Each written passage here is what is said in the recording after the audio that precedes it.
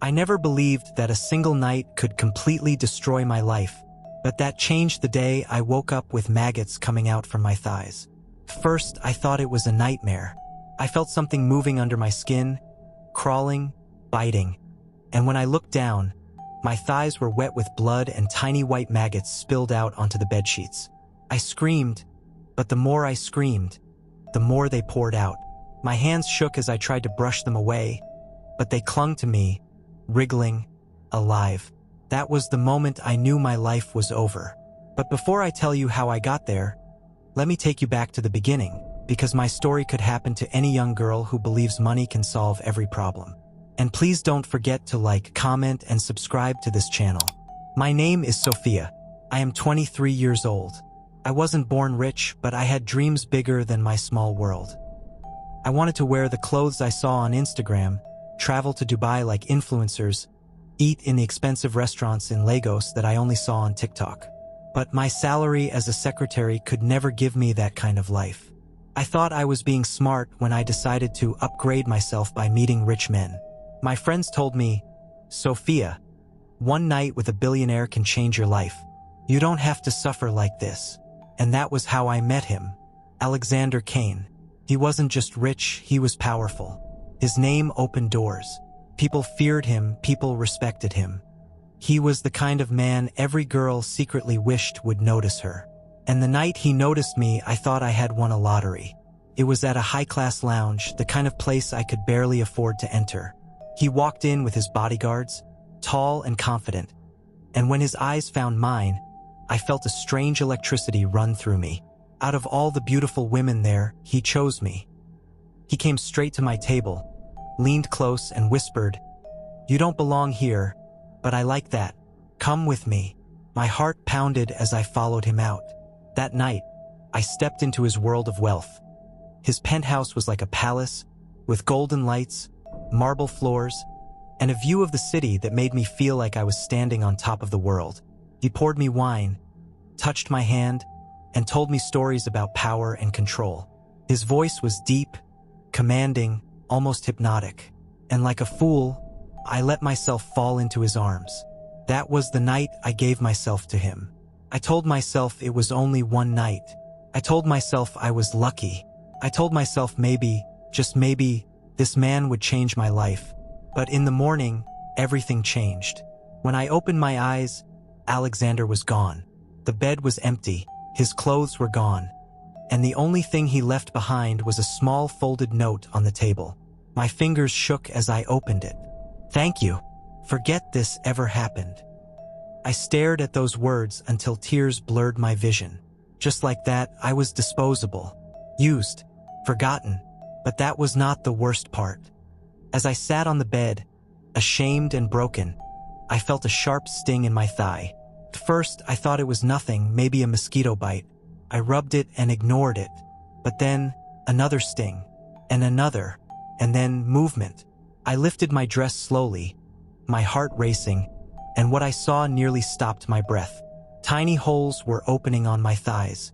From each one, white wriggling maggots pushed their way out, falling onto the sheets. The smell of rot filled the air. I screamed so loud my voice cracked, my body trembling uncontrollably. I tried to brush them off, but more kept coming. My thighs burned like fire, my skin tore like paper, and the maggots would not stop. And in that horrible moment, one thought repeated in my head like thunder. What did that billionaire do to me last night? I didn't know it then, but this was only the beginning of my nightmare. I couldn't believe what I was seeing. My thighs were torn open, maggots crawling out like I was a corpse still breathing. I screamed until my throat burned, but no one came. The penthouse was empty, cold, and silent. I ran into the bathroom, tears flooding my eyes, and turned on the shower. I stood under the hot water, scrubbing my skin so hard it turned red, but the maggots clung to me. They wriggled through the drain, but more kept pushing out from my flesh. "Stop! Stop!"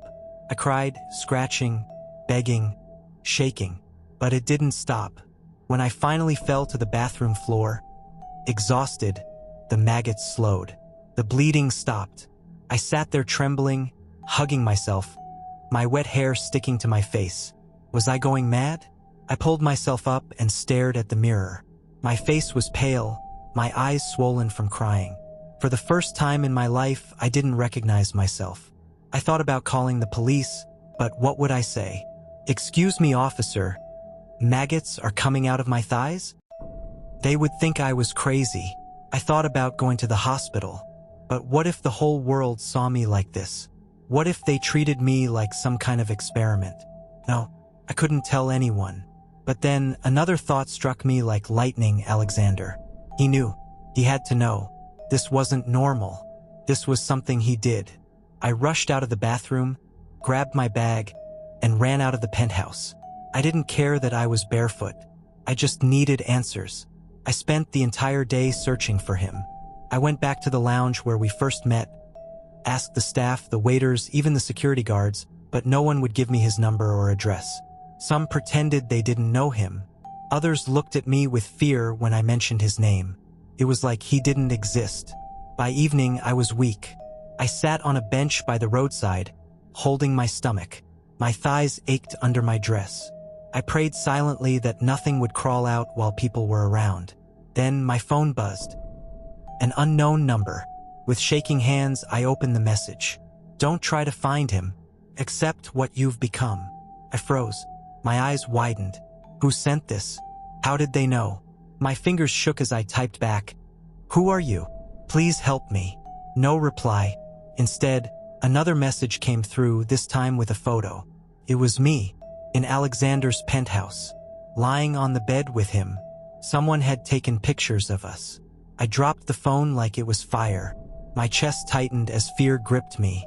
Someone was watching me the whole time. My body went cold.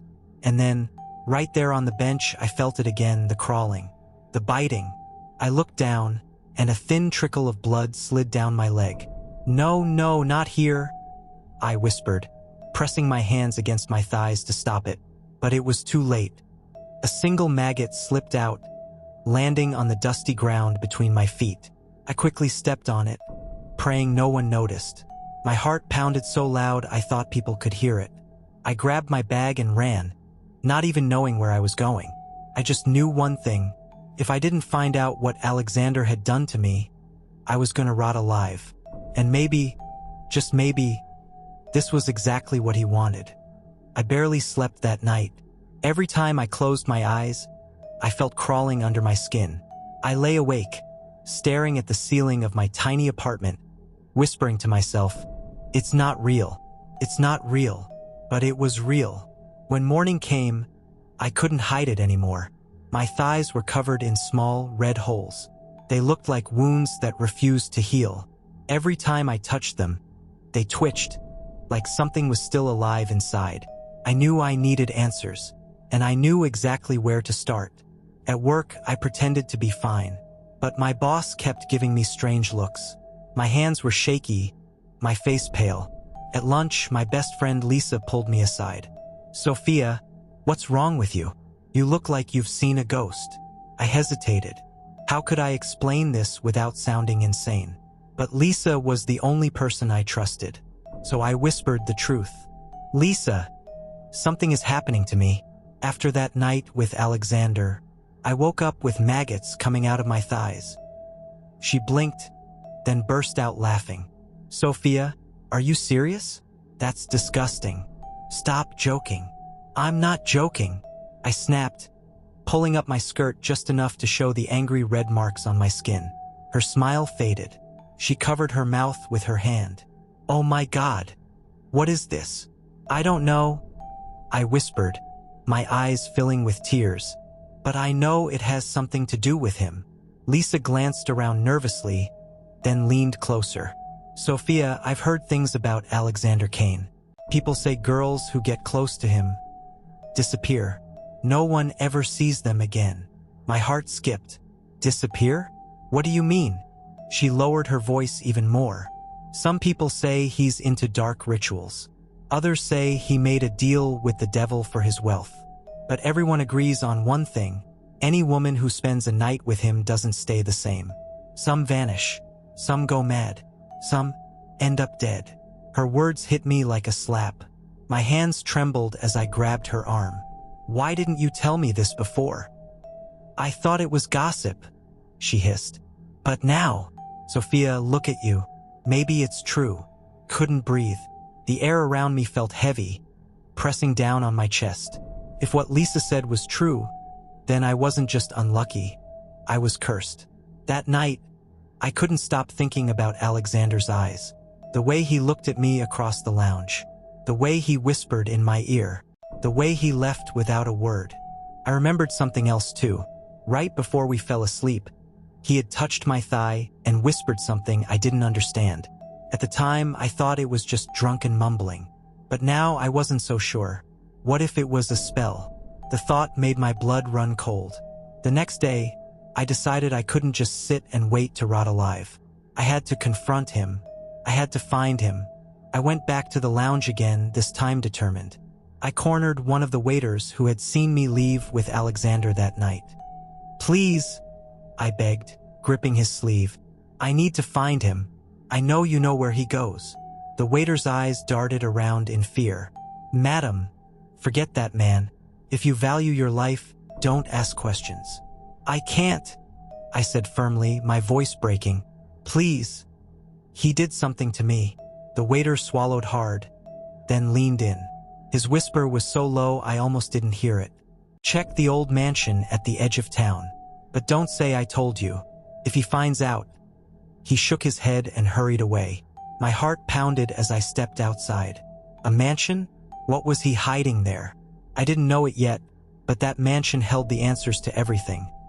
Answers that would haunt me for the rest of my life.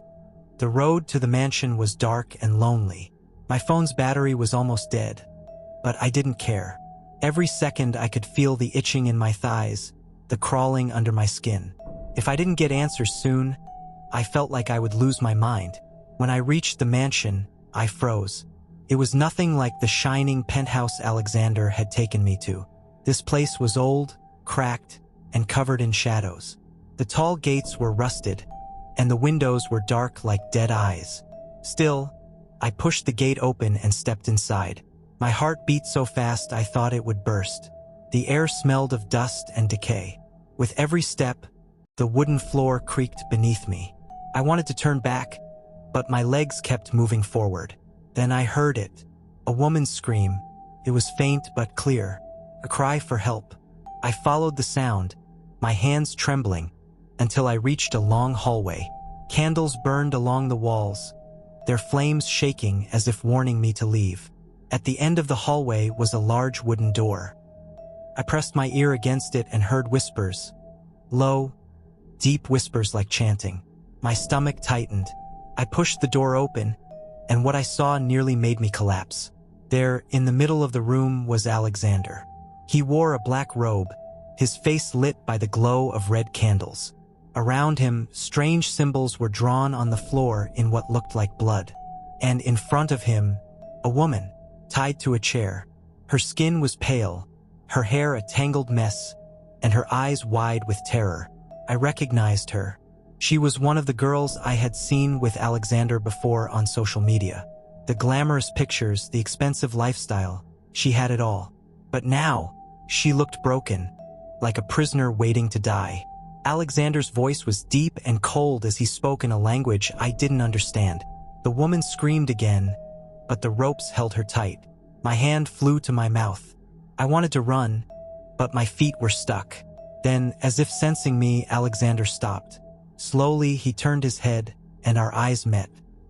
"Sophia," he said softly, as though he had been expecting me. My blood froze. How do you know my name?" I whispered, my voice shaking. He smiled, that same smile that had charmed me the night we met. But now it looked evil, twisted. "You think you chose me that night?" he said, stepping closer. "No, I chose you, just like I chose her. Just like I've chosen many before you." Tears filled my eyes. "What did you do to me? Why are maggots coming out of my body?" Alexander tilted his head. "Because you are mine now. Your body, your soul. You gave yourself to me, and I marked you. Those maggots, they are only the beginning. Soon, there will be nothing left of you but rot." I shook my head violently. No, no, this isn't real. You can't do this to me. He laughed, a sound that made my skin crawl. You think money is free, Sophia? You think pleasure is free? Everything has a price, and you are paying yours. Behind him, the woman in the chair whimpered, her tears shining in the candlelight. My stomach twisted. How many had come before me? How many had he destroyed? I stepped back toward the door, but Alexander raised his hand.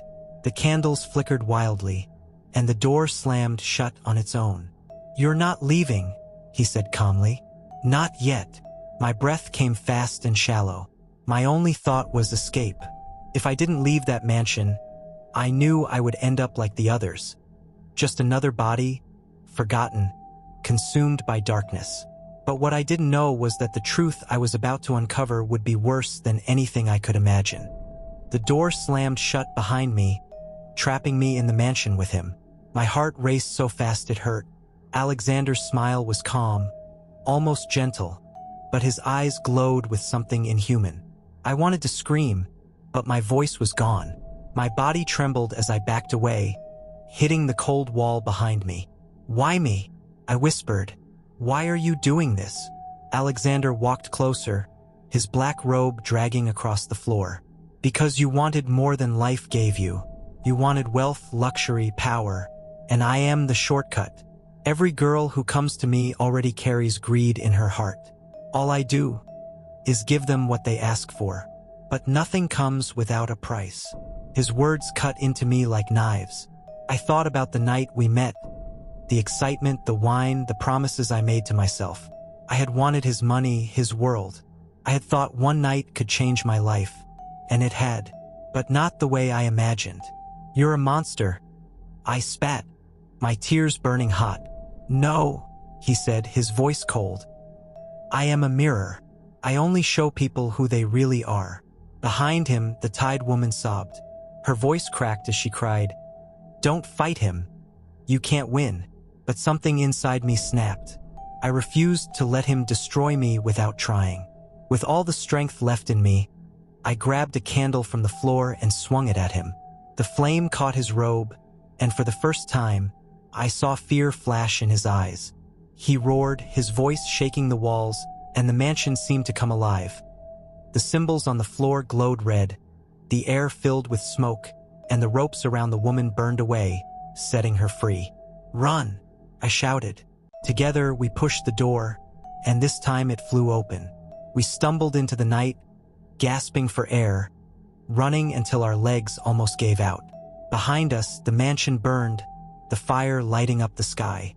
But deep in my heart, I knew it wasn't over. Men like Alexander don't die that easily. He would rise again, and more girls would fall into his trap. Weeks passed, but my body never healed. The holes in my thighs remained.